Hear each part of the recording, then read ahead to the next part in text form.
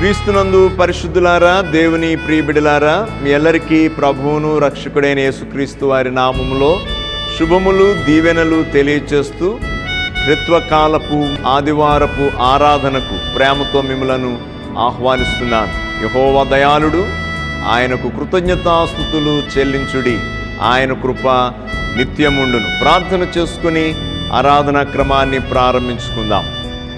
దయగలిగిన మా ప్రియ పరలోకపు తండ్రి గారు, మీకు స్తోత్రములు, మీకు వందనాలు చెల్లిస్తున్నాం. జీవము గల దేవుడవు, నీ పిల్లలకు జీవమిచ్చే దేవుడవు. లోకము, దాని అందున్న సమస్త జీవులు మీ కృపను పొందుచు నీ పిల్లలమైన మేము సజీవుల లెక్కలో కాపాడబడుచున్న దానిని బట్టి మీకు స్తోత్రాలు చెల్లిస్తున్నాం.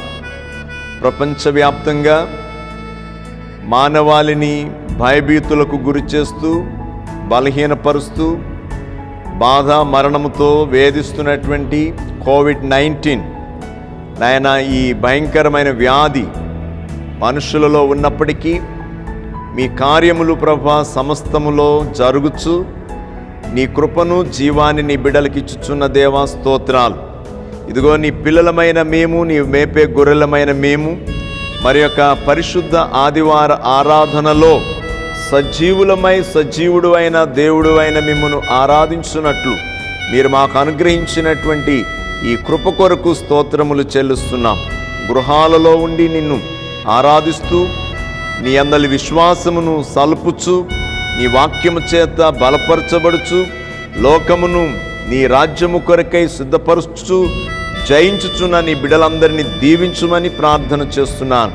ఈ ఆరాధనలో మీ సన్నిధి మాతో ఉంచుమని, మేమిప్పుడు పాటలు పాడి స్తుతించుటకును, ప్రార్థన చేసి నిన్ను ఘనపరచుటకును, ఆరాధన ద్వారా మహిమపరచుటకును, వాక్యము ద్వారా బలపడుటకును నాయన మమ్మను సిద్ధపరచుమని యేసు నామమున అడుగుచున్నాము తండ్రి, ఆమేన్. నేటి ఆరాధన కొరకు ఆంధ్ర క్రైస్తవ కీర్తనల పుస్తకం నుంచి 5వ కీర్తన, నీతిగల యెహోవా స్తుతి మీ ఆత్మతో నర్పించుడి. మొదటి చరణము, 4వ చరణము, 6వ చరణము పాడి ఆరాధన కార్యక్రమాన్ని జరుపుకుందాం. నీతిగల యెహోవా స్తుతి మీ ఆత్మతో నర్పించుడి, మీ ఆత్మతో సేవించుడి.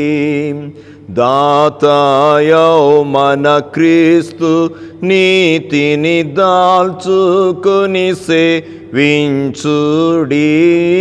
నీతి గల యెహోవా స్తుతి మీ ఆత్మతో నర్పించుడి, మీ ఆత్మతో సేవించుడి. చదలాబుడమియు రవియు జలదియు నదులు గిరులును చక్కగా, సదమాలంబగు దైవానామము సర్వదానుతి జయాను. నీతి గల యెహోవా స్తుతి మీ ఆత్మతో నర్పించుడి, మీ ఆత్మతో సేవించుడి. పరమాదూతలు నరులు బుడమిని మొరలు బెట్టుచు దేవుని, పరమౌనందున్నట్టి యేసుని పాదములు సేవింతురు. నీతి గల యెహోవా స్తుతి మీ ఆత్మతో నర్పించుడి, మీ ఆత్మతో సేవించుడి. ఆత్మా నీవిక మేలు కొని శుద్ధాత్మా యేసుని తండ్రిని, త్రిత్వమగున ఏకదేవుని హర్షమున సేవింపవే. నీతి గల యెహోవా స్తుతిమి ఆత్మతో నర్పించుడి, మీ ఆత్మతో సేవించుడి. తండ్రి యొక్కయు కుమారుని యొక్కయు పరిశుద్ధాత్మ యొక్కయు నామమున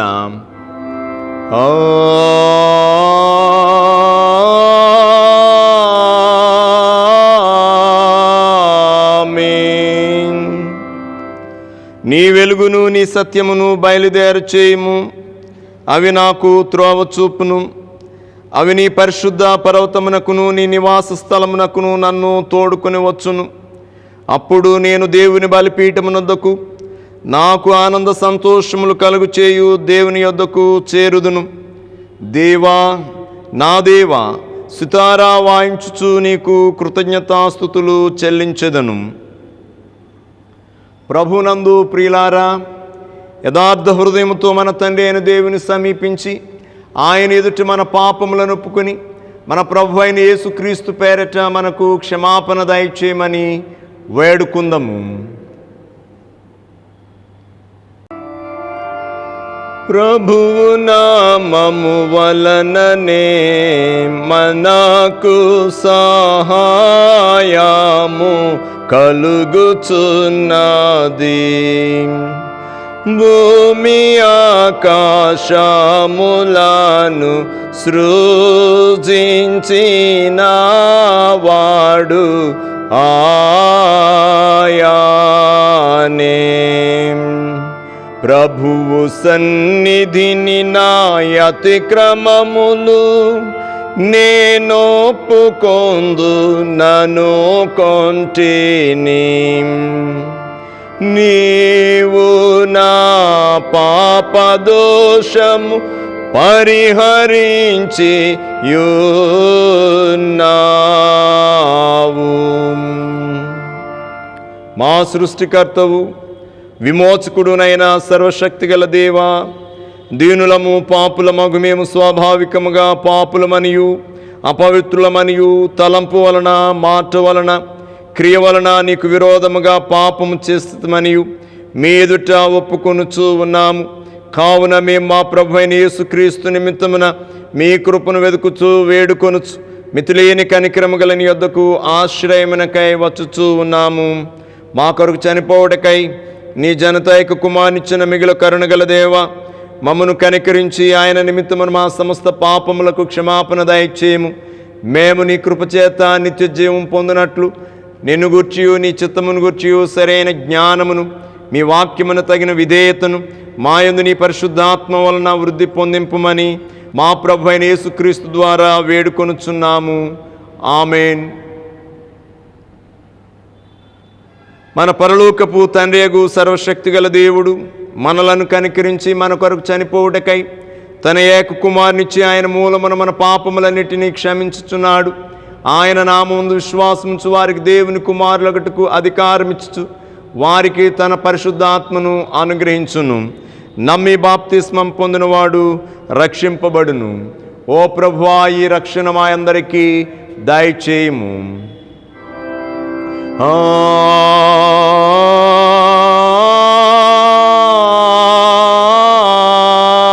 ఆమేన్. త్రిత్వములోని 9వ ఆదివారం కొరకు ఏర్పాటు చేయబడిన ప్రారంభ గీతము చదువుకుందాము. ఇదిగో దేవుడే నాకు సహాయకుడు, ప్రభువే నా ప్రాణమును ఆదరించువాడు. నా శత్రువులు చేయు కీడు ఆయన వారి మీదికి రప్పించును. ఓ ప్రభువా, నీ సత్యమును బట్టి వారిని నశింపచేయుము. దేవా, నీ నామమును బట్టి నన్ను రక్షింపుము. నీ పరాక్రమమును బట్టి నాకు న్యాయము తీర్చుము. తండ్రికిన్ కుమారునికిన్ పరిశుద్ధాత్మకును ఆదియందు ఇప్పుడు ఎల్లప్పుడు యుగయుగములందుండునట్లు మహిమ కలుగును గాక.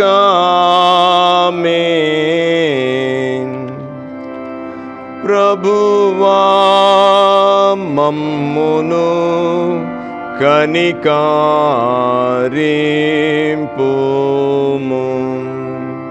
ప్రభువా మమ్మును కనికరింపుము. క్రీస్తు మమ్మును కనికరింపుము.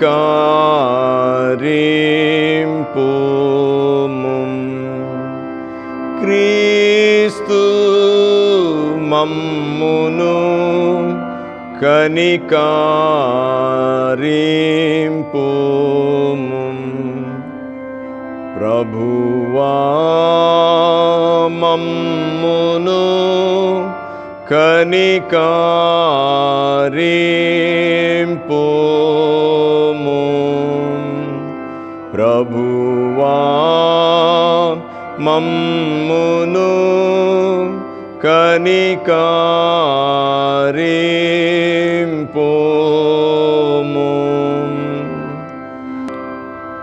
సర్వోన్నతమైన వానిలో దేవునికి మహిమా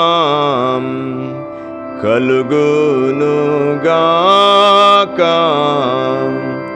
దేవునికి మహిమా కలుగునుగాక. కలుగునున్నతమైన ఘన స్థలము లాందున ఇలాకు సమాధానం నరులకాయనాదాయాం. ప్రభువైన దేవాం పరమారాజాం సర్వపరిపాలాం పరిపూర్ణ శక్తి గల పరమ జనక నిన్ను మహిని స్తుతించుచు మరి పొగడుచున్నాము. మహిమా పరచుచు ఆరాధించు చున్నాము నిన్ను. మహిమాతిశయమును మదిదలాంచియు నీకు మహిని మస్తుతి కృత జ్ఞతనిచుచున్నాము.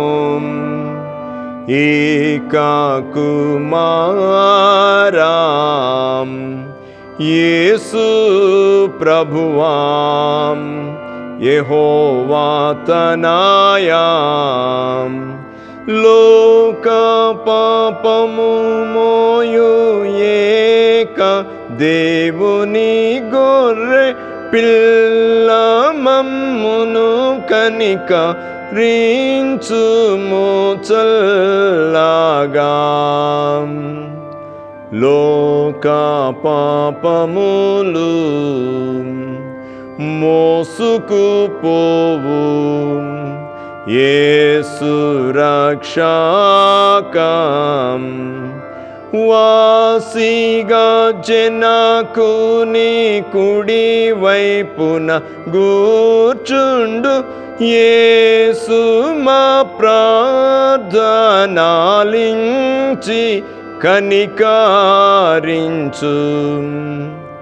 పరిశుద్ధుడావు ప్రభుడవు నీవు, ప్రభువైన క్రీస్తు పరిశుద్ధాత్మతో తండ్రి అయిన దేవుని యందు పరిపూర్ణ మహిమతో ప్రబలుచున్నావెప్పుడు. ఆమేన్.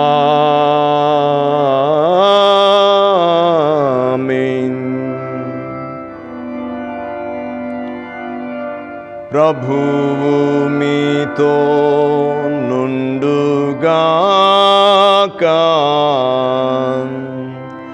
మీ ఆత్మాతో నుండుగాక.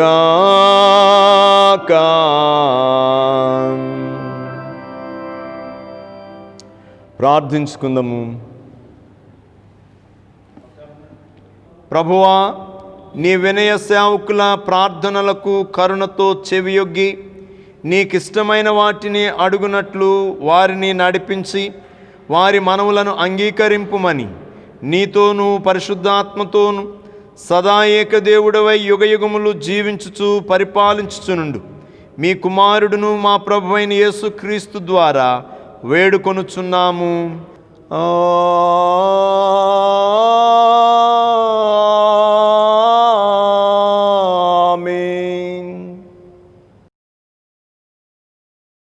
త్రిత్వం తర్వాతి 9వ ఆదివారంకి ఏర్పాటు చేయబడిన పత్రిక పాఠ్యభాగము అపోస్తలుడైన పౌలు కొరింథీయులకు రాసిన మొదటి పత్రిక 10వ అధ్యాయము 6వ వచనం నుండి 13వ వచనం వరకు ఈ విధముగా వ్రాయబడి ఉన్నది. కొరింథీయులకు రాసిన మొదటి పత్రిక 10వ అధ్యాయము 6వ వచనం ప్రారంభము. వారు ఆశించిన ప్రకారము మనము చెడ్డవాటిని ఆశించకుండానట్లు ఈ సంగతులు మనకు దృష్టాంతముగా ఉన్నవి. జనులు తినుటకును త్రాగుటకును కూర్చుండి ఆడుటకు లేచిరి అని వ్రాయబడినట్లు వారిలో కొందరి వలె మీరు విగ్రహారాధకులై ఉండకుడి, మరియు వారి వలె మనము వ్యభిచరింపక యుందము. వారిలో కొందరు వ్యభిచరించినందున ఒక్క దినముననే 23,000 మంది కూలిరి. మనము ప్రభువును శోధింపక యుందము. వారిలో కొందరు శోధించి సర్పం వలన నశించిరి. మీరు సనుగు కొనకుడి. వారిలో కొందరు సనిగి సంహారకుని చేత నశించిరి.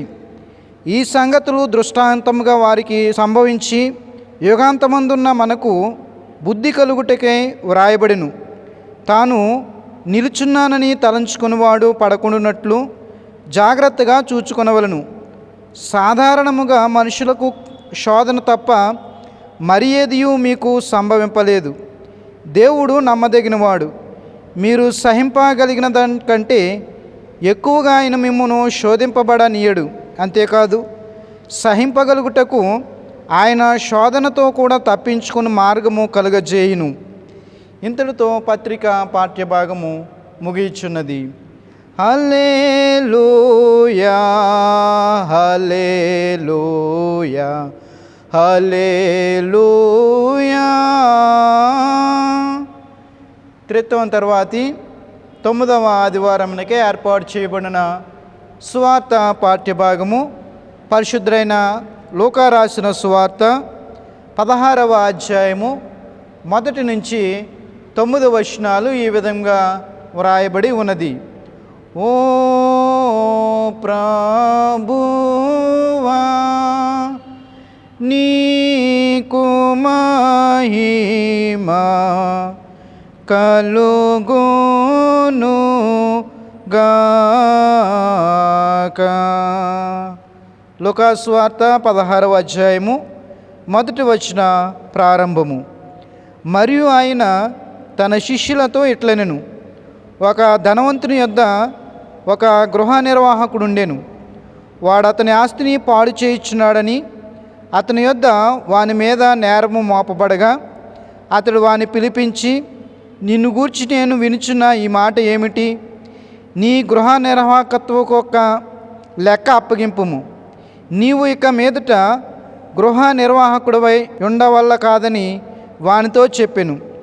ఆ గృహ నిర్వాహకుడు తనలో తాను, నా యజమానుడు ఈ గృహ నిర్వాహకత్వపు పనిలో నుండి నన్ను తీసివేయును గనుక నేను ఏమి చేతును? త్రవ్వలేను, భిక్షమెత్త సిగ్గుపడుచున్నాను.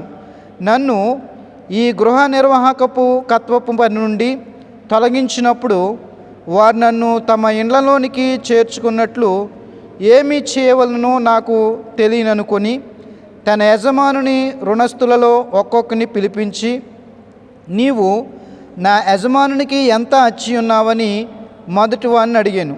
వాడు 100 మణుగుల నూనె అని చెప్పగా, నీవు నీ చీటీ తీసుకుని త్వరగా కూర్చుండి 50 మణుగులని వ్రాసుకోమని వానితో చెప్పాను.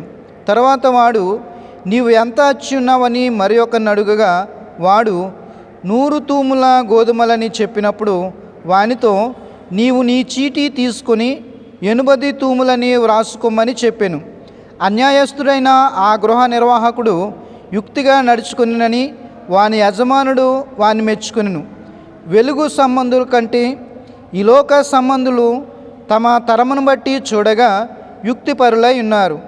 అన్యాయపు సిరి వలన మీకు స్నేహితులను సంపాదించుకునుడి.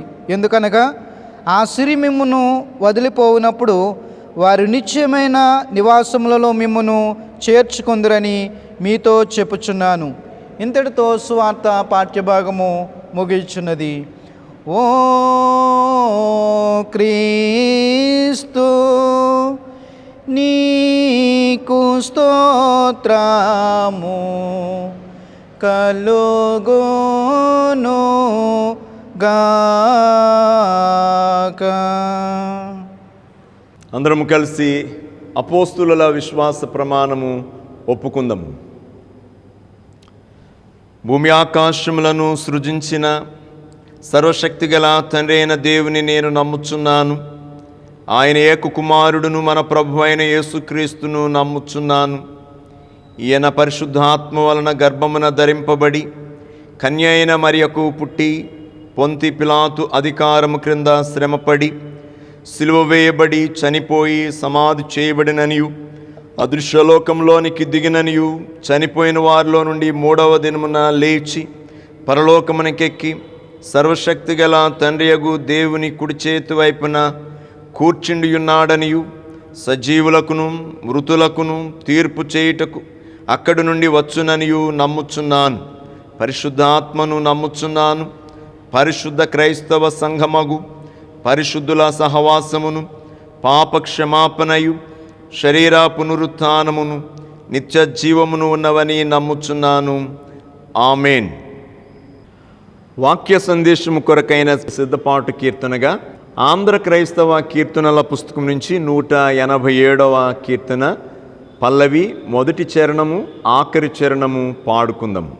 పాపుల ఎడ క్రీస్తుని ప్రియమేటిదో పరికింపరే కల్వరి గిరిపై నా పదలను దనకి గతి బెట్టెడు కాపురుషుల దెసగనుగొను కృపతో పాపుల ఎడ క్రీస్తుని ప్రియమేటిదో పరికింపరే కల్వరి గిరిపై యెరూషలేము కన్యలు కొందరు తన ఎదుట వచ్చి ఏడ్చుచు నిలువన్ వరుసన పురికి వచ్చు నాశనగతు లేరుగ బలికి వారలనోదార్చెను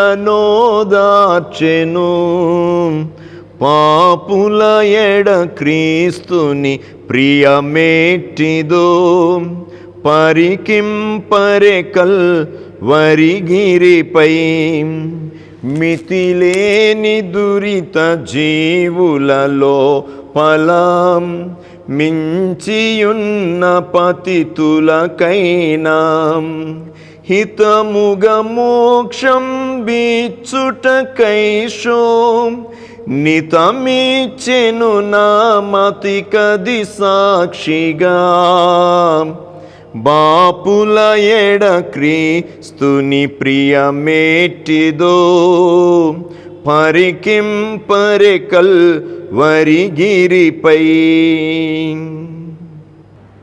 మన తండ్రి అయిన దేవుని నుండి మన రక్షకుడును ప్రభువునైన యేసుక్రీస్తు నుండి కృపా సమాధానం మీకు కలుగును గాక. ఆమెన్.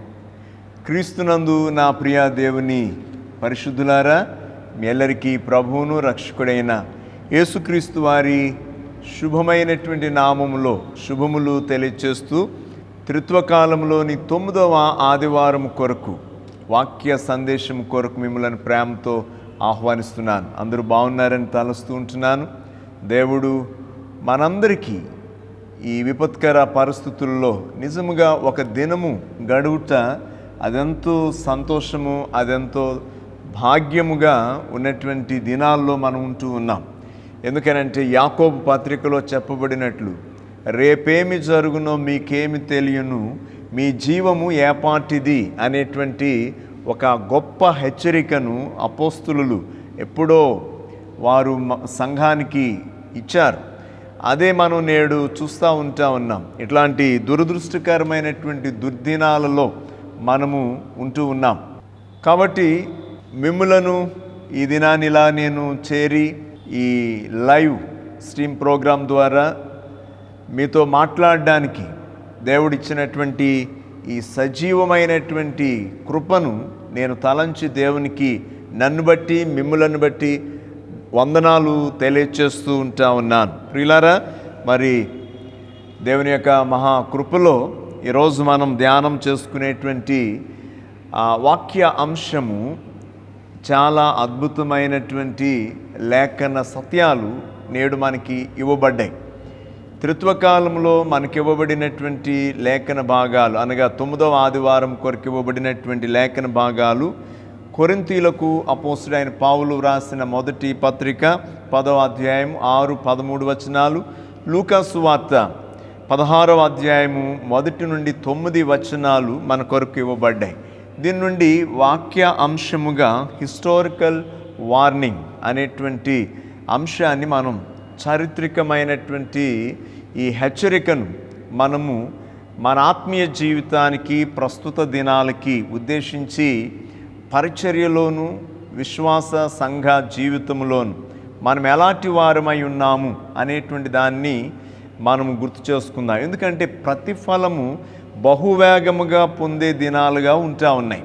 ఈ దినాల్లో ప్రతి మనుషుడు తన యొక్క క్రియల ఫలము పొందటానికి సంసిద్ధంగా ఉండవలసినటువంటి దినాలని చెప్పి, దేవుని తీర్పు దినాలని చెప్పి నేను చెప్పడానికి ఇష్టపడుతూ ఉన్నాను. ప్రార్థనాపూర్వకంగా ఈ ధ్యానాన్ని మీరు వింటారని, గ్రహిస్తారని, ప్రభుకి మిమ్మల్ని మీరు అప్పగించుకుంటారని, మీ ఆత్మల భారము కలిగి ఈ మాటలు నేను జ్ఞాపకం చేస్తున్నాను. ప్రత్యేకంగా ఈ క్లిష్ట కష్ట కాలంలో మనము తప్పకుండా చేయవలసినటువంటి 2 ప్రత్యేకమైనటువంటి విషయాలను నేను మీతో పంచుకోవాలని ఆశపడుతున్నాను. మొట్టమొదటిగా మనందరం కూడా చేయవలసింది ఏంటంటే ఇతరులకు సహాయకారంగా ఉండాలి అనేది నేను మీకు జ్ఞాపకం చేస్తూ ఉంటున్నాను. మనము ఇతరులకు సహకారులుగా సహాయం చేసేటువంటి వారముగా ఉండాలి. రెండవది, ఇతరుల నుండి సహాయం కూడా పొందాలి కూడా. ఎందుకనంటే కొన్ని విషయాలు మనంతట మనమే అన్ని కార్యాలు చేసుకోలేము గనుక ఇతరుల సహాయం మనకి కావాలి, మన సహాయము ఇతరులకి కావాలి అనేది గుర్తు చేస్తున్నాను. అలాగే అందరి కొరకు మనం ప్రార్థన చేయవలసినటువంటి వారముగా కూడా ప్రత్యేకంగా నేను మీకు గుర్తు చేస్తూ ఉన్నాను.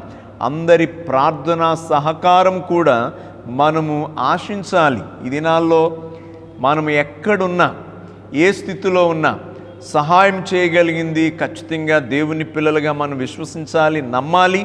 ప్రార్థనా సహాయము అనేటువంటిది ఇది అద్భుతమైనటువంటిది, ప్రాణాలను నిలబెట్టేటువంటిది, శక్తి కలిగినటువంటిది. అవసరతలన్నిటిలో కూడా మనకి అక్కర తీర్చగలిగినటువంటిది ప్రార్థనా సహాయం. మూడవదిగా మనం గుర్తు చేసుకునేది యోహాను తన మొదటి పత్రికలో 2:18 వచనంలో ఆయన వ్రాస్తుంటూ ఉంటాడు, చిన్న పిల్లలారా ఇది కడవరి గడియ అంటూ ఉంటాడు. నిజంగా ఇప్పుడే ప్రభు రాకడ వచ్చేస్తుందని నేను చెప్పను, అది అబద్ధం అవుతుంది. ప్రభు రాకడ రావటానికి ఇంకా చాలా సమయం ఉంది. కానీ ఆ గుర్తులలో తీవ్రమైనటువంటి కాలము అయితే వచ్చి ఉంది అనేటువంటిది బైబిల్ చెప్తున్నటువంటి సత్యం అనేటువంటిదిగా మనము జ్ఞాపకం చేసుకుందాం దేవుని బిడ్డలారా. అందుకనే ఇక్కడ యోహాను తన పత్రికను ఉద్దేశించి ప్రభు రాకడ దినాలకి ఇది కడవరి గడియలు అని చెప్తూ ఆయన అంటాడు. ఎలాగా అనంటే క్రీస్తు విరోధులు విస్తరించిన కాలము అంటూ ఉంటాడు. అందరూ క్రీస్తు విరోధులు విస్తరించినటువంటి కాలముగా దీనిని గుర్తించాలని పరిశుద్ధ లేఖనం మనలను హెచ్చరిక చేస్తూ ఉంటా ఉంది. క్రీస్తు విరోధిగా కనబడడు, కానీ దీని ఫలితము అది లోకములో కనబడుతూ ఉంది అనేది మాత్రం క్రైస్తవ జ్ఞానముతో గుర్తించవలసినటువంటిదిగా హెచ్చరిక చేస్తున్నటువంటి లేఖనం. గడిచిన దినాల్లోనే గొర్రె చర్మము కప్పుకొని వచ్చినటువంటి తోడేళ్లను గురించి లేఖనము మనకి హెచ్చరిక చేసింది. అంటే అబద్ధ బోధకులు, అబద్ధ క్రీస్తులు, అబద్ధమైనటువంటి విశ్వాస స్థితి అనేటువంటి వాటన్నిటినీ కూడా అనగా ఆధ్యాత్మిక భ్రష్టత్వాన్ని కలుగ చేసేటువంటి దినాలు. దీన్నే ఇవి చెడ్డ దినములు అనేటువంటి మాట గుర్తు చేస్తూ ఉంటున్నాడు.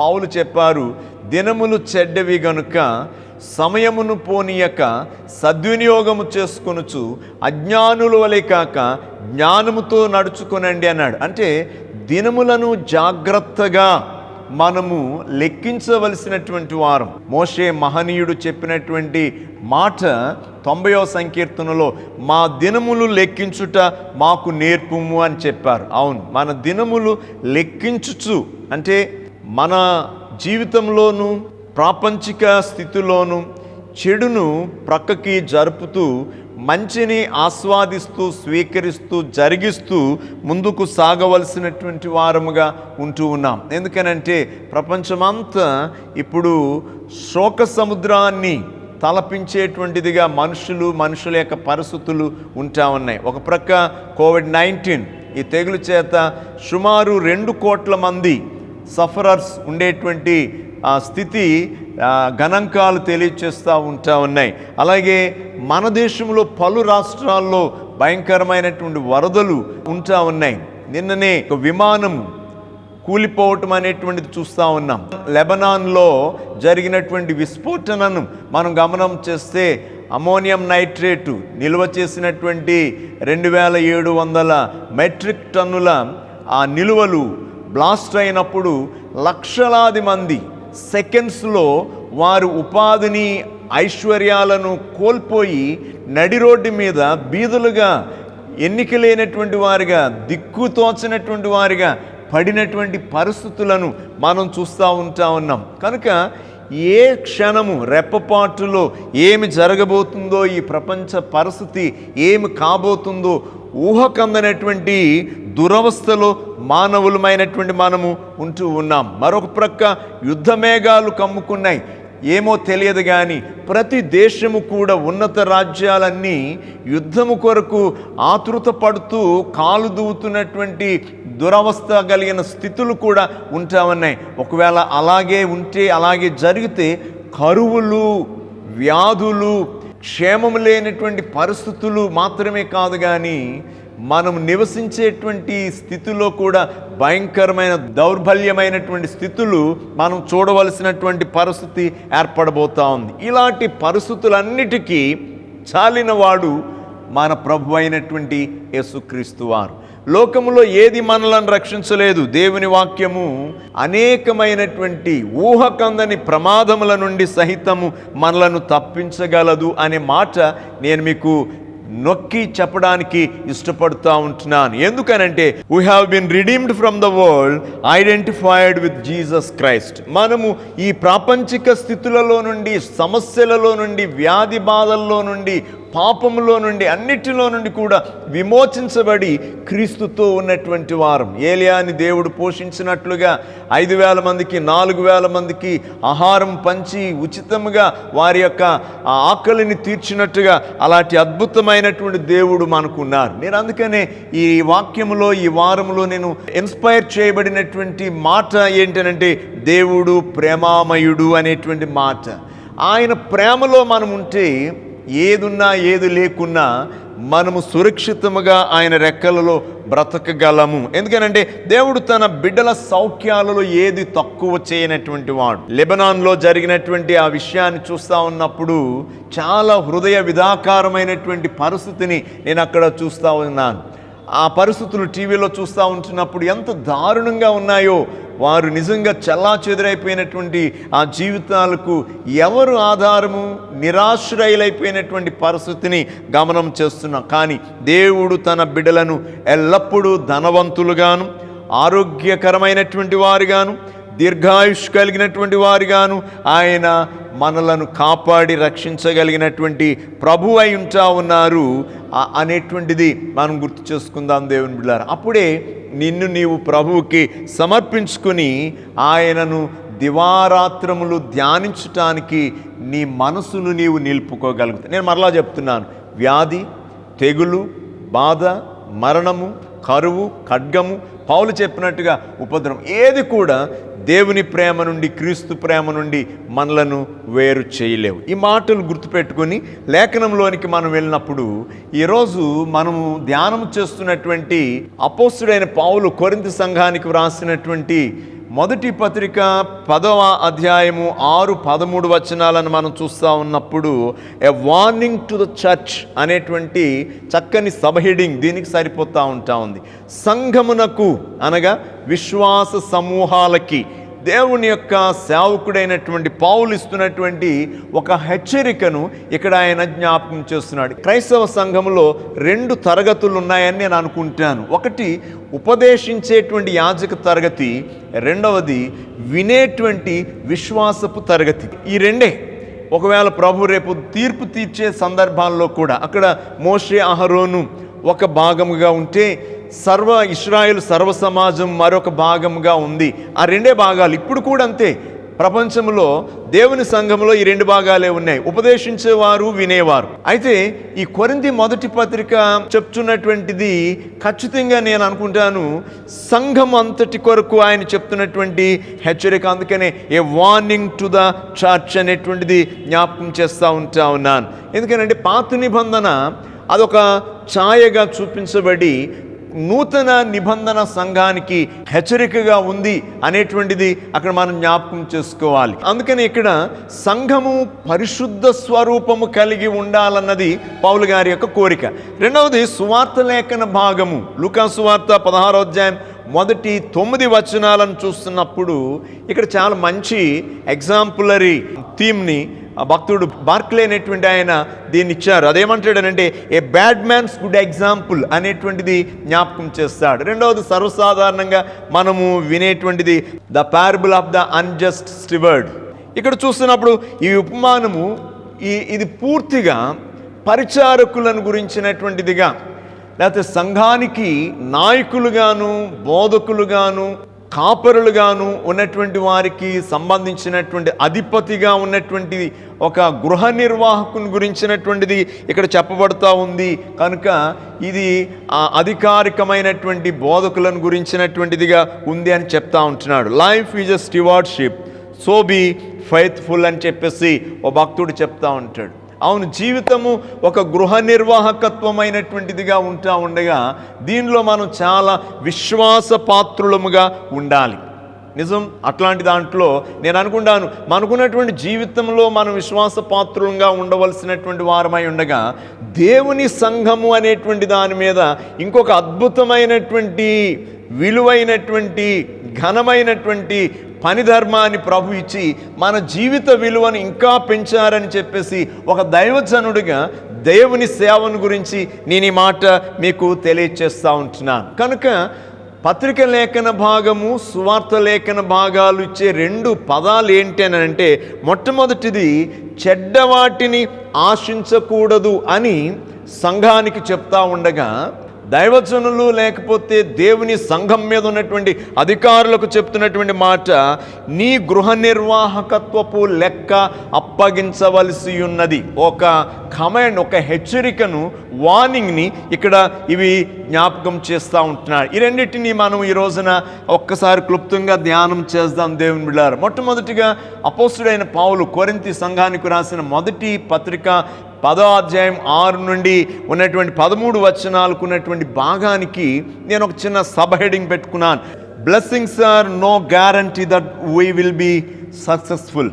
మన జీవితంలో ఉన్నటువంటి విజయవంతమైనటువంటి పరిస్థితులు ఏవి కూడా నీ జీవితము ధన్యకరమైనటువంటి స్థితిలో దీవెనగా ఉంది అని చెప్పడానికి అవేవి పనికిరావు అనేటువంటిది బైబిల్ జ్ఞాపకం చేస్తుంది. పౌలు గుర్తు చేస్తున్నారు, ప్రభు అయిన యేసు ప్రభు వారు కూడా గుర్తు చేశారు. ఆయన చెప్పినటువంటి మాటను మనం గమనం చేస్తున్నప్పుడు, ఒకని కలిమి విస్తరించుట వలన అది వాని జీవనమునకు మూలము కాదు. ఇవాళ రేపు జ్ఞానాన్ని బట్టి, బలాన్ని బట్టి, ధనాన్ని బట్టి మనుషులు బహుగా అతిశయపడుతూ ఉన్నారు. కీర్తనాకారుడు దావీదు మహాజ్ఞాని, భక్తుడు, గొప్ప ఐశ్వర్యవంతుడు చెప్పినటువంటి మాట, కొందరు రథములను బట్టి, గుర్రములను బట్టి అతిశయపడుదురు, మనమైతే మన దేవుడైన ప్రభువును బట్టి అతిశయపడదాం. వారు పడి కూలి ఉన్నారు, మనమైతే పడి తిరిగి లేచి ఉన్నాము అంటూ ఉంటాడు. అవును, ఒక లోక సంబంధమైనటువంటి మనుషుడు కూలిపోతే మరలా వాడు తిరిగి లేవలేడు. కానీ ఒక ఆత్మ సంబంధమైనటువంటి మనుషుడు, భక్తుడు ఎన్ని మారులు పడిపోయినా, ప్రభు చెప్పారు, నీతిమంతుడు 7 మారులు పడిపోయినా వాడు తిరిగి లెగుస్తాడు అనేటువంటి మాటను మనం జ్ఞాపకం చేసుకుందాం. నా ఉద్దేశం పడిపోమని, తప్పు చేయమని నా మాట యొక్క భావము కాదు అనేటువంటిది మీకు గుర్తు చేస్తున్నాను. ఈరోజు కొరింథీ పత్రికలో రాస్తున్నటువంటి మాట సంఘము, మరలా నేను గుర్తు చేస్తున్నాను, విశ్వాస సమూహం. ఎందుకనంటే ఆనాటి ఇశ్రాయేలు అనేటువంటి ఆ ప్రజలు దేవుని చిత్తములో అబ్రహాము ద్వారా ఏర్పాటు చేయబడిన నిబంధన జనులుగా, వాగ్దాన జనులుగా, వారికి ఎంతో అద్భుతమైనటువంటి కృపను దేవుడిచ్చారు. ఐగుప్తు దేశంలో 430 సంవత్సరాలు దేవుడు వారిని అద్భుతంగా కాపాడారు.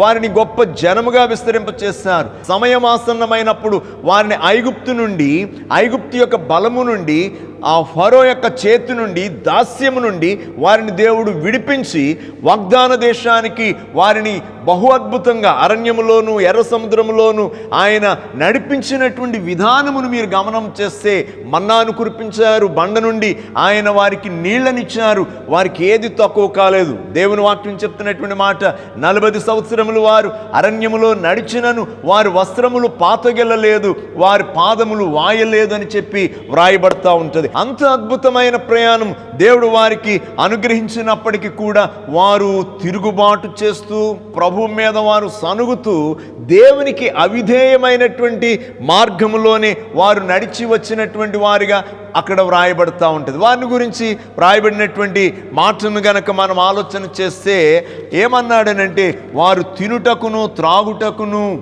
ఆడుటకును, వ్యభిచరించుటకును, విగ్రహారాధన చేయుటకును, దేవుని శోధించుటకును, సనుగుటకును వారు పూనుకొనిరి అని వ్రాయబడతా ఉంటుంది. ఇశ్రాయేలీయులు దేవుని ప్రేమను ఎంతో పొందినప్పటికీ వారు దేవుని మీద తిరుగుబాటు చేశారు, వారి క్రియలలో తిరుగుబాటు చేశారు, వారి ఆశలలో తిరుగుబాటు చేశారు, వారి ఆలోచనలో తిరుగుబాటు చేశారు. పోగా వారు ఇంకా చెప్పాలేనంటే, వారు యెహోవాను, మోషేను విడిచి వారు దూడను చేసుకొని, ఇదే నిన్ను ఐగుప్తు నుంచి తీసుకుని వచ్చింది ఓ ఇశ్రాయేలు అని చెప్పి వారు పలికినటువంటి దానిని గమనం చేస్తూ ఉంటున్నప్పుడు పౌలు దాని గురించి ఇక్కడ జ్ఞాపకం చేస్తూ ఏమన్నారు చూడండి. చాలా అద్భుతమైన మాటలు పౌలు వాడారు. వారు సామాన్యమైనటువంటి పరిస్థితులు లేరు, ఒక పరిశుద్ధ జనముగా దేవుడు వారిని పిలిచారు. మీరు చూడండి 10వ అధ్యాయంలో ప్రారంభ వచనాల నుంచి కనుక మనం చూస్తూ ఉంటే, వారందరూ సముద్రములో నడిచిపోయిరి, అందరూ మోషేను బట్టి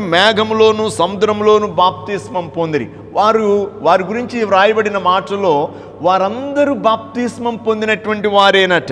రెండవది, అందరూ ఆత్మ సంబంధమైన ఒకే ఆహారమును భుజించిరి. ఇది క్రీస్తు శరీరానికి, ఆయన రక్తాన్ని పానం చేస్తున్నటువంటి నేటి క్రొత్త నిబంధన సంఘానికి అది గుర్తుగానే ఉంటా ఉంది. మూడవది అంటా ఉన్నాడు, అందరూ ఆత్మ సంబంధమైన ఒకే పానీయమును పానము చేసిరి, ఏలయనగా తమ్మును వెంబడించిన ఆత్మ సంబంధమైన బండలోనిది త్రాగిరి, ఆ బండ క్రీస్తే. అయితే వారిలో ఎక్కువ మంది దేవునికి ఇష్టలుగా ఉండకపోయిరు గనుక అరణ్యములో సంహరింపబడిరి. అది భౌతిక ధర్మం. భౌతిక ధర్మములో బ్రతకడం, చనిపోవడం ముఖ్యం కాదు. కానీ ఆధ్యాత్మిక ధర్మములో ఒక మనుష్యుడు చనిపోయిన వాడైతే అది ఎంతో ప్రమాదకరము, హానికరము అని చెప్పేసి నేను జ్ఞాపకం చేస్తున్నాను. ఈ దినాల్లో కూడా చాలామంది ఏ బాప్తిస్మం పొందాం మనం అని చెప్పి బాప్తిస్మాన్ని లెక్క పెడతారు. మనం ఏ సంఘానికి వెళుతున్నాం, సంఘాన్ని లెక్క పెడతారు. ఏ విశ్వాసి లేకపోతే ఏ దైవజనుడు నాకు బోధిస్తున్నాడు అని చెప్పేసి వారు కూడా మోషే ప్రపంచంలో దేవుని యొక్క సేవకులలో దేవుడే సాక్ష్యం ఇచ్చినటువంటి గొప్ప దైవజనుడు మోషే. అర్థం చేసుకోండి దేవుని బిడ్డలారా, నువ్వు వెళ్ళే సహవాసం నిన్ను రక్షించదు, నీకు బోధించే బోధకుడు నిన్ను రక్షించడు. ఎందుకనంటే మోషే నా ఇల్లంతటిలో నమ్మకమైనటువంటి వాడని చెప్పబడితే, అలాంటి సమయములో సహితము మోషే నడిపించినటువంటి వారందరూ కూడా అరణ్యములో రాలిపోయిరని వ్రాయబడితే, దేవుని ప్రియమైనటువంటి జనమా, ఇక్కడ అందుకని చెప్తున్నాడు, వారు బాప్తిస్మం పొందారు, ఆత్మ సంబంధమైన ఒకే ఆహారం ఒకే పానీయం భుజించారు. అయినప్పటికీ ఏం జరిగింది అని ఆలోచన చేస్తే, నా దేవుని ప్రియబిడ్డలారా, వారు దేవునికి ఇష్టలుగా ఉండనటువంటి కారణమున వారిలో అనేకులు కూలిపోయారు, రాలిపోయారు అని చెప్పి 6వ వచనంలో చూడండి ఏమంటాడంటే, వారు ఆశించిన ప్రకారము మనము చెడ్డవాటిని ఆశించకుండానట్లు ఈ సంగతులు మనకు దృష్టాంతములుగా ఉన్నవి అంటాడు. నేను ఈ మొదటి భాగాన్ని ఇక్కడితో నేను ముగిస్తూ ఉంటున్నాను. ఎందుకనంటే సంఘము తెలుసుకోవాల్సినటువంటిది ఏంటి అని అంటే, మనము చెడ్డవాటిని ఆశించకూడదు, చెడ్డవాటిని ఆశించకూడదు. ఒకవేళ మంచి ఉద్యోగంలో ఉండొచ్చు, మంచి ఉన్నత స్థితిలో ఉండొచ్చు, ఇంకేదైనా చేయొచ్చు, కానీ ఒకవేళ పేద స్థితిలో ఉన్నా ఉండొచ్చు, ఏం తప్పులేదు. నువ్వు ధనికుడువా పేదవాడివా అన్నది ప్రభువు లెక్క పెట్టేటువంటిది కాదు. నేనైతే ఖచ్చితంగా అనుకుంటాను, పేదల ఎడల దేవునికి మరి ఎక్కువ ప్రేమ ఉంటుంది. అది మనకి చాలా ఆశీర్వాదం అనేది కూడా నేను గుర్తు చేస్తూ ఉన్నాను. సంపన్నులుగా ఉన్నవారు మంచిదే, దేవునిచ్చినటువంటి ఆశీర్వాదం అని మీరు ఎంచితే, అబ్రహాము దావీదులాగా దేవుని యొక్క సంఘానికి మీరు ఎంతో ఉపయోగకరమైనటువంటి వ్యక్తులుగా ఉంటారు అనేటువంటి దాన్ని నేను మీకు జ్ఞాపకం చేస్తున్నాను. ఈ ఆధ్యాత్మికమైనటువంటి భ్రష్టత్వంలో మనం పడకుండా ఉండటానికి ఆధ్యాత్మిక పోరాటాన్ని మనం కలిగి ఉండాలి అంటూ ఉంటాడు. ఒకవేళ ఈ ఆధ్యాత్మిక పోరాటంలో గనక మనం ఓడిపోతే, అదిగో ఇశ్రాయేలు ప్రజలు ఎక్కడైతే పడిపోయారో, దేవుని నడిపింపులో, దేవుని పోషణలో, దేవుని కాపుదలలో, దేవుని యొక్క అద్భుతమైనటువంటి దైవజనుడైన మోషే అహరోనుల నడిపింపులో వారు ఉన్నప్పటికీ అరణ్యంలోనే వారు రాలిపోయిరి అని వ్రాయబడతా ఉంది. ఇది ఒక హెచ్చరిక అంటూ ఉంటున్నారు. సంఘమా, దేవుని ప్రియమైనటువంటి బిడ్డలారా, మనము విశ్వాస జీవితంలో నడుస్తూ మనకు మంచి కాపురి ఉండొచ్చు, కానీ నీ ప్రవర్తన ఏంటి? అందుకనే గ్రీకు పదాన్ని వాడుతూ ఇక్కడ ఏమంటాడు అని అంటే, అడోకిమస్ అనేటువంటి ఒక మాట వాడుతూ ఉంటాడు. అడోకిమస్ అనగా పరీక్షలో నిలవలేకపోవచ్చున్నవాడు అంటూ ఉంటాడు. పౌలు సంఘాన్ని ఏం కోరుతున్నాడంటే, నీవు దేవుని పరీక్షలో నిలవబడేటువంటి వాడుగా ఉండాలి. అందుకే ఇక్కడ అంటాడు తినుట త్రాగుట.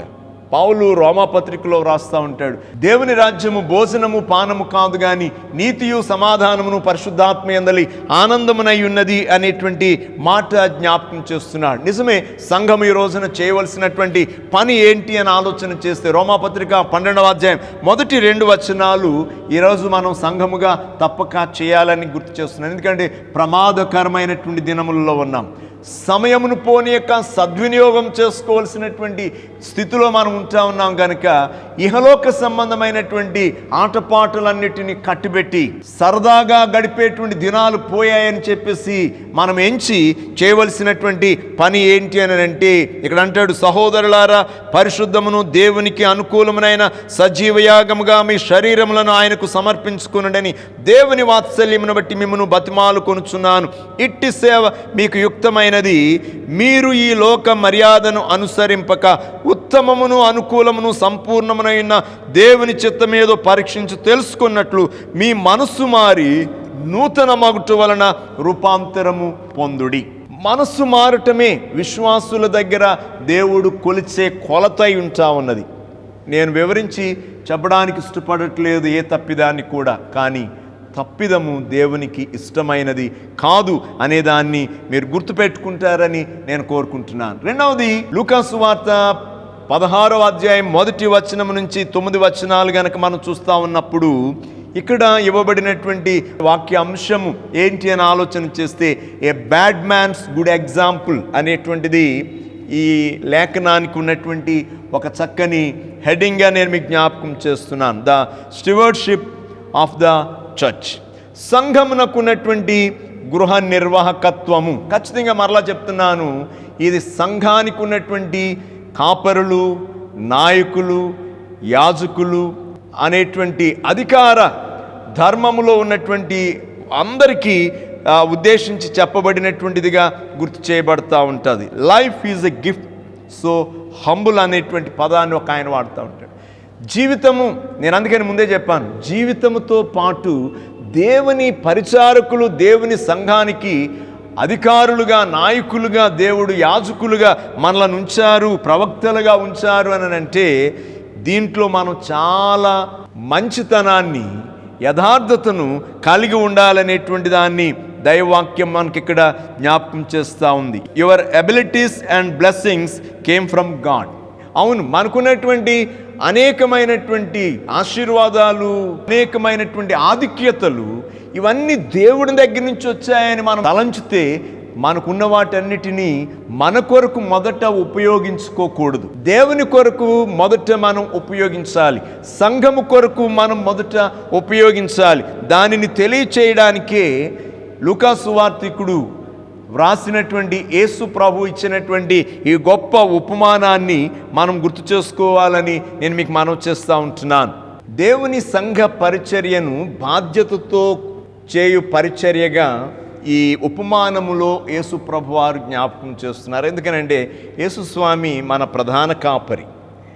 ఆయన తండ్రి యొక్క సర్వస్వానికి ఆయన మంచి కాపరిగా, తోటమాలిగా ప్రభు అయినటువంటి యేసుక్రీస్తు వచ్చారు. లూకా సువార్తికుడు 13వ అధ్యాయంలో ఆ మంచి ఉపమానాన్ని కూడా చెప్పారు. మంచి తోటమాలిగా చెట్టు చుట్టూ త్రవ్వి ఆ నీరు పెట్టి ఎరువు వేసి అది ఫలించేటట్టుగా చేస్తాను. అవును, తన యజమానుని స్వాస్థ్యమును వృద్ధిపరిచేటువంటి పరిచారకులుగా ఉండాలి అనేటువంటిది ఆ బాధ్యతను తెలియపరచటానికి యేసయ్య ఎంతో ప్రేమాభిమానాలతో తన సేవకులైనటువంటి వారికి, గృహ నిర్వాహకత్వం చేసేవారికి యేసయ్య ఈ ఉపమానాన్ని చెప్పారు. పాలస్తీనా దేశంలో భూస్వాములు అనేటువంటి వారు తమ ఆస్తిని ఇలాంటి గృహ నిర్వాహకుల చేతికి అప్పగించి వారు దూరముగా వెళ్ళిపోతారట. కొన్ని దినాలు, నెలలు, సంవత్సరాలు కూడా ఏం జరుగుతుందనేటువంటిది వారు వచ్చి పట్టించుకుని దాన్ని చూసుకునేటువంటి స్థితి వారు తీసుకోరట. పూర్తి బాధ్యత, నమ్మిక వారు పొంది ఆ గృహ నిర్వాహకుడికి దాన్ని అప్పగిస్తారు అని చెప్పి వ్రాయబడుతూ ఉంటుంది. యేసయ్య అంత అద్భుతంగా, నిజమే, ఆత్మీయ జీవితానికి పోల్చుకుంటే మన తండ్రి పరమందున్నారు. ఆయన చేతి పని అంతటినీ కూడా తన పనివారముగా, తన యొక్క ప్రియమైన బిడ్డలమైనటువంటి మనకి ఆయన అప్పగించారు. అదే అంటారు కదా, ఈ భూమిని ఏలండి, పరిపాలన చేయండి, వశపరుచుకోండి అనేటువంటిది మనకిచ్చారు. కానీ దీన్ని మనం పాడు చేయకూడదు అనే ఒక బాధ్యతాయుతమైనటువంటి హెచ్చరిక యేసుస్వామి ఇందులో చూపిస్తూ ఉంటున్నారు. నాకెందుకో బార్క్లే గారి కామెంట్ నేను చదివినప్పుడు ఇందులో స్టీవర్డ్షిప్కి 2 పదాలు వాడారు. అందులో ఒకటి రాస్కెల్ అనేటువంటి పదాన్ని వాడారు, అనగా దుష్టుడు అనేటువంటి పదము అక్కడ వాడబడతా వచ్చింది. ఇంకొకటి హీ వాజ్ ఎ స్లేవ్ అనేటువంటి మాట అక్కడ వాడబడింది. ఈ 2 పదాలను మనం చూసినప్పుడు నాకు చాలా ఆశ్చర్యం వేసింది. దేవుని బిడ్డలారా, అక్కడ వాడబడినటువంటి ఆ స్టివర్డ్, రాస్కెల్ అనేటువంటి పదం మాత్రమే, స్లేవ్ అనే పదం మాత్రమే కాకుండా అక్కడున్న డెబిటర్స్ ఎవరైతే ఉన్నారో వాళ్ళు కూడా రాస్కెల్స్ అనేటువంటి పదాన్ని, మీ దగ్గర కామెంటరీ ఉంటే చూసుకోవచ్చు, కూడా అదే పదాన్ని వాడారు. అంటే ఈ గృహ నిర్వాహకత్వం చేసేటువంటి మనుషుడు ఎటువంటి వాడై ఉన్నాడో అతని దగ్గర దాసులుగాను, డెబిటర్స్ గాను, అప్పు తీసుకున్నటువంటి వారుగాను ఉన్నటువంటి వారు కూడా ఎట్లాంటి వారంటే ఇలాంటి స్థితి కలిగినటువంటి వారే అని చెప్పి వ్రాయబడింది. అయితే ఒక దినాన్ని యజమానుని దగ్గరికి ఒక వింతైనటువంటి వర్తమానం వచ్చిందంటే ఏంటనంటే, నీ ఆస్తిని నీ గృహ నిర్వాహకుడు పాడు చేయుచున్నాడు అని చెప్పినప్పుడు వచ్చినటువంటి ఆ వర్తమానానికి యజమానుడు ఆశ్చర్యపోలేదు. అక్కడ నేను గ్రహించినటువంటిది అలాగని కోపము కూడా తెచ్చుకోలేదు. కానీ సాధారణముగానే ఆయన ఏమంటున్నారు అని అంటే, ఇదిగో నీ గురించి వచ్చినటువంటి వార్త ఏమి, కనుక నిన్ను ఉద్యోగము నుండి తొలగించుచూ ఉన్నాను అనేటువంటిది చెప్పబడిన మాటను మనం గుర్తు చేసుకుంటే దేవుని బిడ్డలారా, నేను ఇక్కడ ఒక 4 ప్రత్యేకమైనటువంటి విషయాలను నోట్ చేశాను. అందులో మొట్టమొదటిది 8వ వచనాన్ని మనం చూస్తూ ఉన్నప్పుడు ఏమంటాడు అనంటే, అన్యాయస్తుడైన ఆ గృహ నిర్వాహకుడు యుక్తిగా నడుచుకునేనని వాని యజమానుడు వాని మెచ్చుకొనేను. వెలుగు సంబంధుల కంటే ఈ లోక సంబంధులు తమ తరమును బట్టి చూడగా యుక్తిపరులై ఉన్నారు అంటా ఉన్నాడు. యజమానుడు చూడండి, అంత చెడ్డవాడిని కూడా వాని ఆలోచన యుక్తిని బట్టి అక్కడ మెచ్చుకొనేను అనేటువంటి పదము వ్రాయబడుతూ ఉంది. దేవుని ప్రియమైనటువంటి బిడ్డలారా, యజమానుడు తనకు తెలిసినటువంటి దానిని బట్టి గృహ నిర్వాహకుని ఉద్యోగమును తొలగించడానికి ఆయన వర్తమానం పంపినప్పుడు వాడు వెనువెంటనే తీసుకున్నటువంటి నిర్ణయం అనగా తన స్పందన ఏమై ఉంది అని ఆలోచన చేస్తే అతడు అన్నాడు, ఈ గృహ నిర్వాహకత్వము పనిలో నుండి నన్ను తీసివేయును గనుక నేనేమి చేతును, తవ్వలేను, భిక్షమెత్త సిగ్గుపడుచున్నాను. నన్ను ఈ గృహ నిర్వాహకత్వపు పని నుండి తొలగించినప్పుడు వారు నన్ను తమ ఇండ్లలోనికి చేర్చుకున్నట్లు ఏమి చేయవలనో నాకు తెలియనని. ఇక్కడ వాడు వెంటనే తీసుకున్నటువంటి ఒక నిర్ణయం. అవును, ఏదైనా ఒక కాషన్ వచ్చినప్పుడు లోకానుసారంగా మనుషులు చాలా త్వరగా సిద్ధపడిపోతూ ఉంటారు, రియాక్ట్ అవుతూ ఉంటారు. ఆత్మీయ జీవితంలో ఈ క్విక్ రియాక్షన్ అనేటువంటిది లేకపోవటాన్ని ప్రభు చూచి ఆయన వేదన పడుతూ ఉంటున్నారు. ఎందుకనంటే అశాశ్వతమైన వాటికి రియాక్షన్ ఇంత స్పీడ్గా ఉంటే శాశ్వతమైన దానికి మనుషులు దృష్టించకపోవడాన్ని, స్పందించకపోవడాన్ని ప్రభు ఇక్కడ ఒక్కసారి మనకి మేల్కొల్పు చేస్తూ ఉన్నారు. నీవు లోకానుసారమైన దానికే ఆశిస్తూ ఉన్నావు, ఏమీ నీ జాగ్రత్త అనేది ప్రభు ప్రశ్నగా ఉంది. రెండవది మనం చూస్తూ ఉన్నప్పుడు మీరు చూడండి, 9వ వచనంలో గనక మనం ఆలోచన చేస్తే అక్కడ అంటాడు, అన్యాయపు సిరి వలన నీకు స్నేహితులను సంపాదించుకునుడి.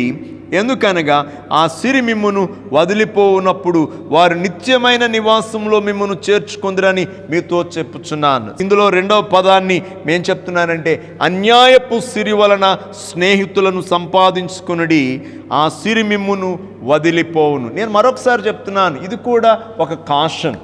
ఈ లోక సంబంధమైనటువంటి ధనము అనేటువంటిది శాశ్వతమైనది కాదు. ఎందుకనంటే మనమే శాశ్వతం కాదు.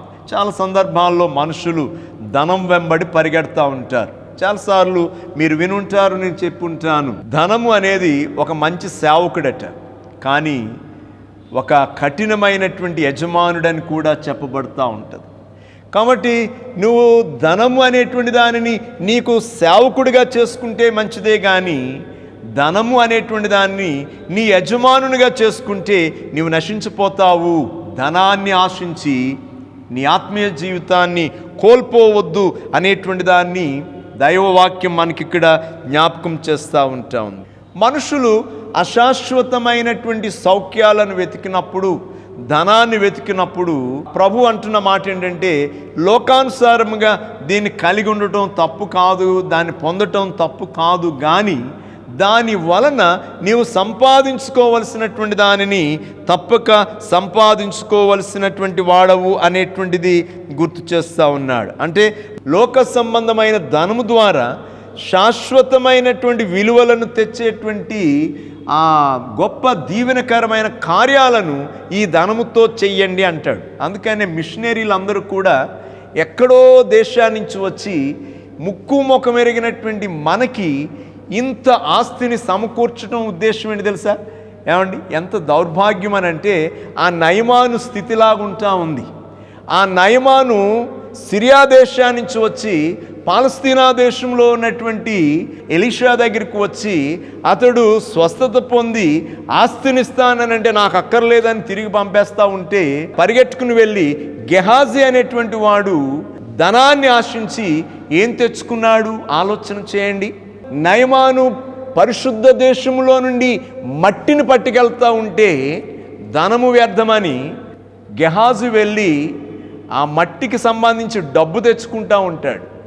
ఇప్పుడే దొంగ మాటలతో, అబద్ధపు మాటలతో వెళ్ళి అతడు ఏం చేస్తాడు అని అంటే డబ్బును ఆశించి తెచ్చుకున్నాడు. కానీ ఆ ధనము అతనికి ఎలాంటి స్వరూపం ఇచ్చింది?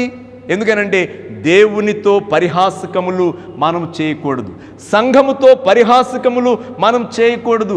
దేవుని సొమ్ము రెండు రీతులుగా దేవుడు నీకు ఇస్తున్నాడు. నీ కొరకు ఇస్తున్నాడు, తన పరిచర్య కొరకు, తన మహిమ కొరకు ఇస్తున్నాడు. దేవుని సేవ కొరకు ఇచ్చింది దేవునికి, నీ కొరకు ఇచ్చింది నీకు. నీవు వినియోగించుకోవాల్సినటువంటి బాధ్యత ఉంటా ఉంది. నేనైతే అంటాను, వారికి ఇచ్చింది కూడా మిషనరీలు భారతదేశంలోను ఆఫ్రికా దేశంలోను పలు దేశాల్లో పెట్టబట్టే ఈనాడు ప్రపంచం అంతా కూడా దేవుని సువార్త ప్రబలింది దేవుని బిడ్డలారా. కానీ ఇవాళ సంఘము ఏం చేస్తూ ఉంది, పరిచారకులు ఏం చేస్తూ ఉన్నారు అనేటువంటి దాన్ని మనం ఆలోచన చేస్తే ఇక్కడ ఆయన అంటున్నటువంటి మొట్టమొదటి మాట ఏంటనంటే, ఇందులో మనకున్నటువంటి ధనము నిత్యత్వం మీద ప్రభావము చూపేటువంటిదిగా ఉండాలి అంటూ ఉంటాడు. అంటే ఈ లోక సంబంధమైన ధనముతో ఒక అద్భుతమైన ప్రయోజనాన్ని చూపిస్తూ ఆయన అంటూ ఉంటాడు ఏమనంటే, బీదలనేటువంటి వారికి ఈ లోకములో ఉన్నటువంటి ధనవంతులంట ఈ లోక సంబంధమైనటువంటి సహకారులుగా ఉండొచ్చట. అలాగే బీదలనేటువంటి వారు ఈ లోకములో ఉన్నటువంటి ధనికులకి రాబోతున్నటువంటి లోకానికి సహకారులుగా ఉంటారట. అర్థమైందా నా దేవుని ప్రియమైన బిడ్డలారా? నీవు ఈ లోకంలో ధనవంతుడుగా ఉండి బీదలకు సహాయం చేస్తే, నీ ఆస్తిని వారికి పంచిపెడితే, వారికి ఈ లోకంలో నీవు మేలు చేస్తూ ఉన్నావు. అలాగే బీదలు ఈ లోకములో ఉన్న ధనవంతుల ద్వారా సహాయం పొందుతూ వారేమీ ఊరుకునే ఉండట్లేదట. రాబోయేటువంటి లోకంలో మనకి సహకారులుగా వారు ఉంటూ ఉన్నారు అనేటువంటిదిగా జ్ఞాపకం చేస్తాడు. అందుకని యేసుస్వామి చెప్పారు, అన్యాయపు సిరి వలన నీవు స్నేహితులను సంపాదించుకో, ఎందుకనంటే అది వదిలిపోవును అంటూ ఉంటాడు. అది వదిలిపోవును. అవును, కొన్ని సందర్భాల్లో అంతా సంపాదించి ఒకవేళ మన ప్రాణాన్ని పోగొట్టుకుంటే ప్రభు అన్న మాట అర్థం ఏంటనంటే, నీ స్థానములోకి మరి ఒకరు వస్తారు. ప్రసంగిలో కూడా చెప్తా ఉంటాడు, నీవెంతో సంపాదిస్తావు, నీ తర్వాత వచ్చిన వాడు ఒకవేళ దానిని నిలవబెట్టలేకపోతే నీ ప్రయాస వ్యర్థమే కదా అంటా ఉంటాడు. నా ప్రియమైన దేవుని బిడ్డలారా, మూడవదిగా మనం గమనం చేస్తూ ఉన్నప్పుడు ఇక్కడ 10-11 వచనంలో చెప్పిన మాట, మిక్కిలి కొంచెములో నమ్మకముగా ఉండువాడు ఎక్కువలోనూ నమ్మకముగా ఉండును, మిక్కిలి కొంచెంలో అన్యాయముగా ఉండువాడు ఎక్కువలోనూ అన్యాయముగా ఉండును. 4 హెచ్చరికలు ఇక్కడ ఇవ్వబడతా ఉన్నాయి. చిన్న ప్రాణాన్ని దేవుడు నీకు ఇచ్చాడు. ఈ చిన్న ప్రాణంలో నీవు నమ్మకంగా ఉంటే నిత్య జీవితం అనే పెద్ద జీవితాన్ని నీకు దేవుడు స్వాస్యముగా ఇవ్వటానికి ఆయన ఇష్టపడుతున్నాడు. 1 రూపాయిలో నమ్మకముగా ఉన్నవాడు 100 రూపాయల్లో కూడా నమ్మకముగా ఉంటాడన్నది యేసయ్య చెప్తున్నటువంటి తీరి. దేవుని బిడ్డలారా, అందుకని అంటూ ఉంటాడు, నీవు కొంచెములో నమ్మకముగా ఉండటం ద్వారా మిక్కిలి హెచ్చైన వాటిలో కూడా నమ్మకముగా ఉంటావు అనేటువంటి దానిని ప్రభు అయినటువంటి యేసుక్రీస్తు వారు జ్ఞాపకం చేస్తున్నారు. పరలోక మహిమల కొరకు, దేవుని రాజ్యములో కుడిపార్శ్వమున కూర్చుండే దాని కొరకు నీ పరిచర్య ధర్మము ఈ లోకములో లోక ధనమును బట్టి గాక దేవుని ప్రేమను బట్టి జరిగించాలి అనేటువంటి దాన్ని మూడవదిగా ఆయన గుర్తు చేస్తున్నాడు. 4వది 13వ వచనాన్ని మనం చూస్తున్నప్పుడు యేసయ్య యాక్చువల్గా ఇంతవరకు మన యొక్క లేఖన భాగం లేకపోయినా ఇది కూడా చాలా ప్రాముఖ్యమైనటువంటిదిగా నేను మీకు గుర్తు చేస్తూ ఉంటున్నాను. 4వ మాట, ఏ సేవకుడు 2 యజమానులను సేవింపలేడు, వాడు ఒకని ద్వేషించి ఒకని ప్రేమించును, లేక ఒకని అనుసరించి ఒకని తృణీకరించును, మీరు దేవునిని సిరిని సేవింపలేరని చెప్పాను అంటున్నాడు. ప్రభు ఇచ్చిన ఈ 4వ మాట, 4వ హెచ్చరిక, ఏ సేవకుడు 2 యజమానులను సేవింపలేడు. నిజానికి యేసుకాలం యొక్క ఆ ఉపమాన భావాన్ని మనం ఆలోచన చేస్తే, నేను మొదటిలోనే చెప్పాను, ఇక్కడున్నటువంటి గృహ నిర్వాహకుడు అతడు స్వేచ్ఛ, స్వాతంత్రము, జ్ఞానము అన్ని అర్హతలు ఉన్నటువంటి వ్యక్తి కాదు. ఎందుకంటే ఎఫెసీ పత్రికలో క్రైస్తవ జీవితాన్ని గురించి 2వ అధ్యాయము 8, 9, 10 వచనాల్లో పౌలు చెప్పినటువంటి మాట, మన రక్షణ మన వలన కలిగినది కాదు, ఇది దేవుని వరమే, ఇది ఉచితముగా దేవుడు నీకు ఇచ్చినటువంటి భాగ్యమే అని చెప్పి జ్ఞాపకం చేస్తున్నాడు. అవును, అందుకనే మనము అపవిత్రులముగా, ఎన్నిక లేనటువంటి వారముగా, బుద్ధిహీనులముగా, దౌర్బల్యములుగా, దుష్టులముగా ఉన్నటువంటి సమయాల్లో పాప బానిసలమైనటువంటి మనలను ఆయన తన అమూల్యమైన రక్తము చేత కొని ఆయన పరిశుద్ధమైనటువంటి సంఘానికి గొప్ప యజమానులుగా, గృహ నిర్వాహకులుగా దేవుడు మనలను చేశారు. నిజం దేవుని బిడ్డలారా, మన జ్ఞానాన్ని బట్టి కాదు, మన గొప్పతనాన్ని బట్టి కాదు, బలాన్ని బట్టి, శౌర్యాన్ని బట్టి కాదు, ఇవ్వబడినటువంటిది అంతా కూడా. అందుకని చూడండి, యేసయ్య తన శిష్యులను చేసుకున్నప్పుడు వారు లోకంలో గనులైన వారిని ఆయన పిలవలేదు, కానీ అధములైనటువంటి వారిని, ఎన్నిక లేనటువంటి, చేపలు పట్టేటువంటి జాలరులైనటువంటి వారిని, సుంకమును వసూలు చేసేటువంటి వారిని, బహుగా దీనులైనటువంటి వారిని తన శిష్య బృందంలోనికి చేర్చుకోవటంలో, అవును, లోకములో గనులైన వారిని ప్రభు పిలవడం లేదు. ఆయన ఎన్నిక లేనటువంటి వారిని పిలిచి ఎంతో ఉన్నతమైనటువంటి స్థితిని దయచేశాడు. ఈ స్లేవ్, బుద్ధిహీనుడైనటువంటి వానికి, దుష్టుడైనటువంటి వానికి తన ఎస్టేట్ అంతటి మీద, తన భూభాగం అంతటి మీద అధికారం ఇచ్చి అతనిని అధిపతిని చేస్తే అతడు ఏం చేస్తున్నాడు అని ఆలోచన చేస్తే, ఇక్కడ చూడండి, సిరికిని దేవునికిని దాసుడుగా ఉండలేడు అనేటువంటి మాట మనం చూస్తున్నాం. ఈ దినాల్లో పార్ట్ టైం జాబ్స్ మనం చాలా చూస్తూ ఉంటాం.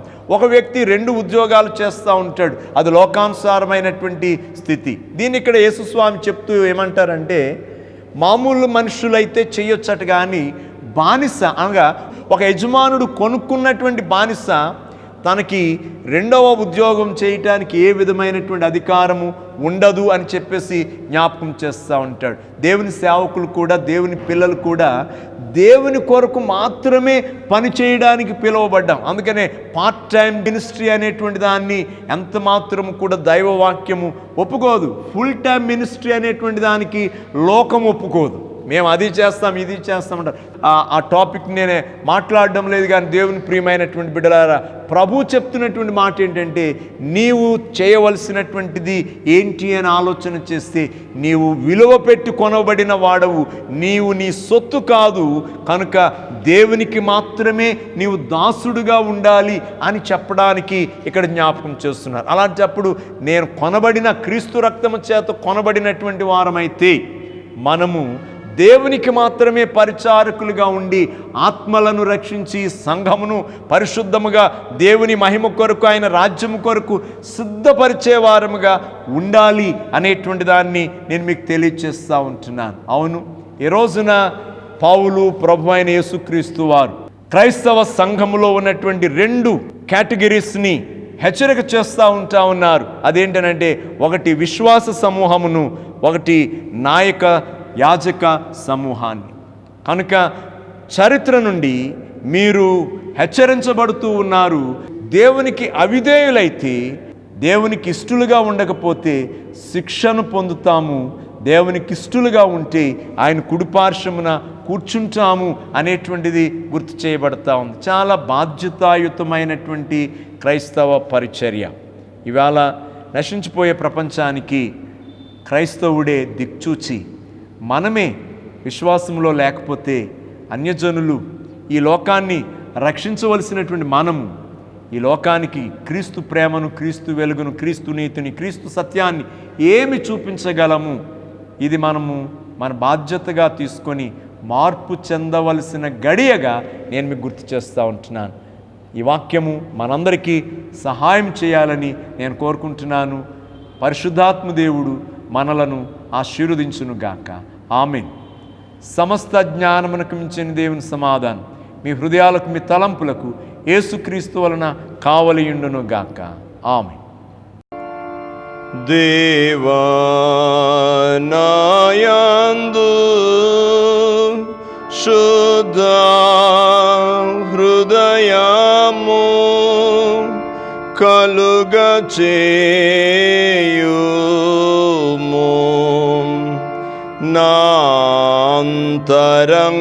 నాంతరంగములో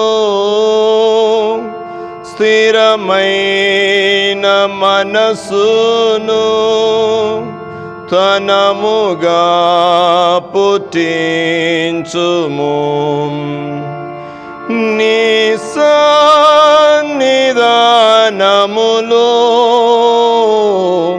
నుండి నన్ను త్రోసివేయకుము. నీ పరిశుద్ధాత్మను నా యొద్ద నుండి తీసివేయకుము.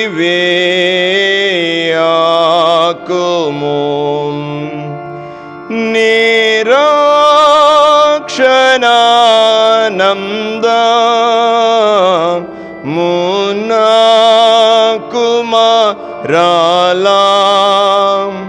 పుట్టించుము. సమ్మతిగల మనసు కలుగజేసి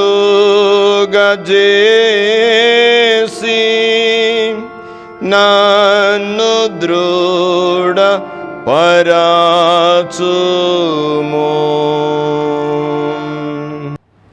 ప్రార్థించుకుందాము.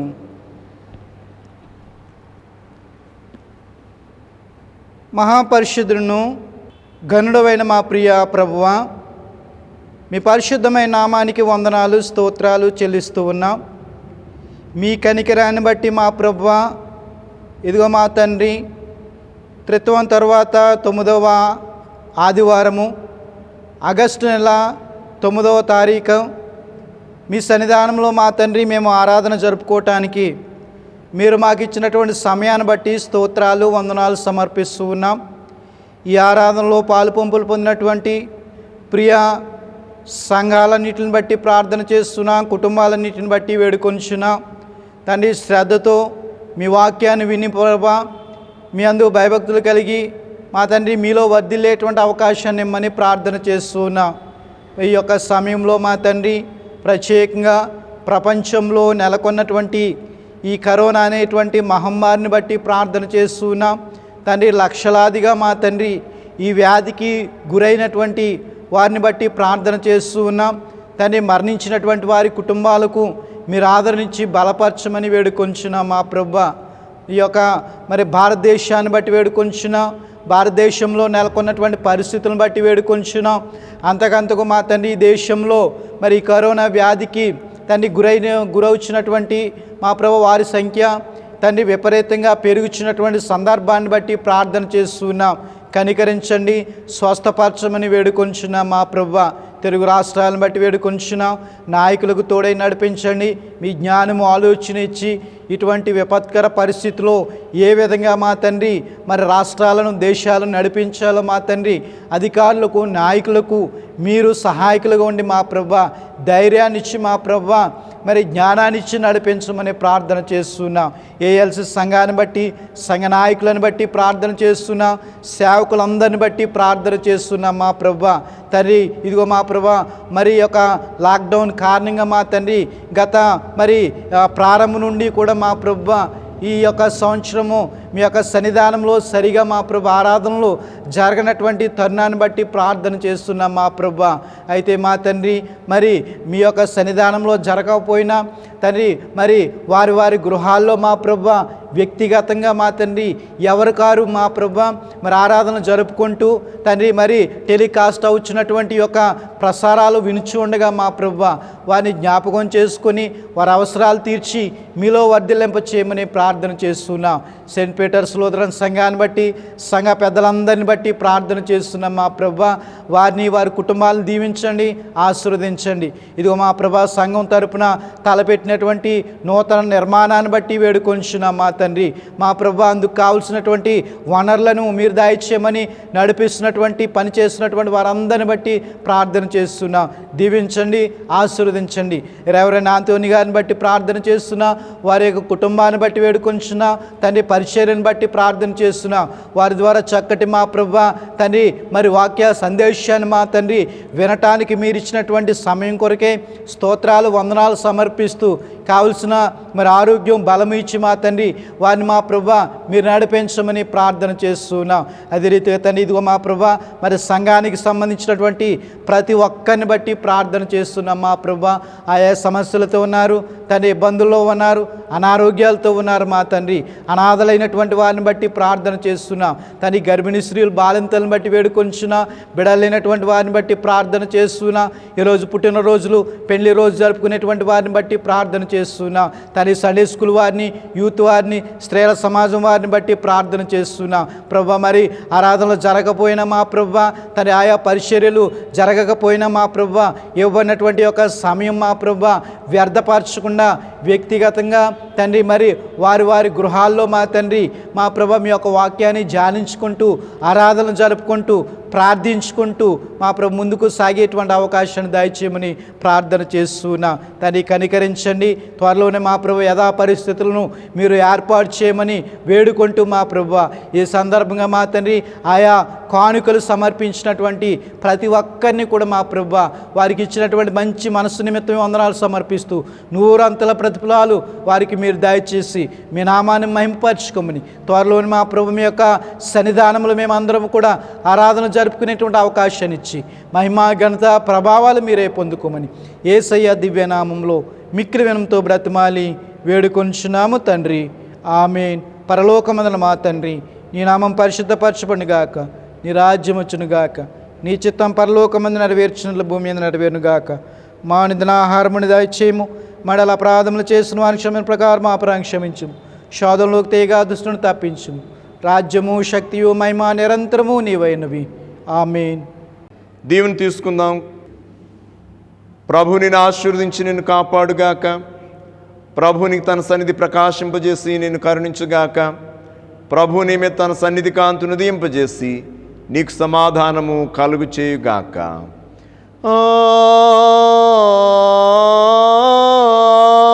ఆమేన్.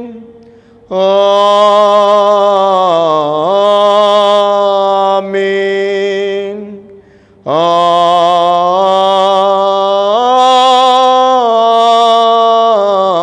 ఆమేన్. మేలానిచ్చు దేవుని నూతించు సర్వ సృష్టియు, నూతించు మోక్ష సైన్యము, పిత్రపుత్ర శుద్ధాత్మలం